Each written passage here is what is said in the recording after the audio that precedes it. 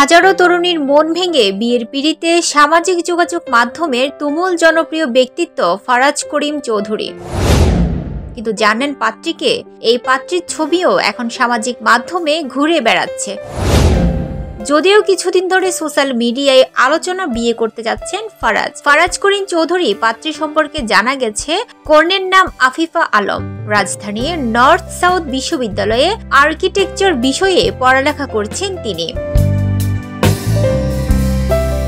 আফিফার জন্ম রংপুরের মিঠাপুকুরে। 23 ফেব্রুয়ারি রাজধানীর গুলশান এক সংলগ্ন মহাখালীর মসজিদ এ গাউসুল আজমে ইসলামী শরিয়া অনুযায়ী খুব সাধারণ আয়োজনে আক্ত হবে এই তরুণের। এতে বড় কনে পক্ষের সদস্যরা উপস্থিত থাকবেন। ফারাজ করিম চৌধুরী পারিবারিক একটি সূত্রে সংবাদ মাধ্যমকে বিষয়টি নিশ্চিত করেছে। তারা জানায়, আগামী 1 মার্চ চট্টগ্রামের রাউজানের গহিরায় নিজ বাড়িতে বিয়ে উপলক্ষে সর্বসাধারণের জন্য মেজবানের আয়োজন করা হবে। খুবই সাধারণ আয়োজনে মসজিদে শরিয়া অনুযায়ী আকদের মাধ্যমে বিয়ে করতে চান বলে আগে এক সাক্ষাৎকারে জানিয়েছিলেন ফারাজ করিম। এবার সেই ইচ্ছা পূরণ করতে যাচ্ছেন।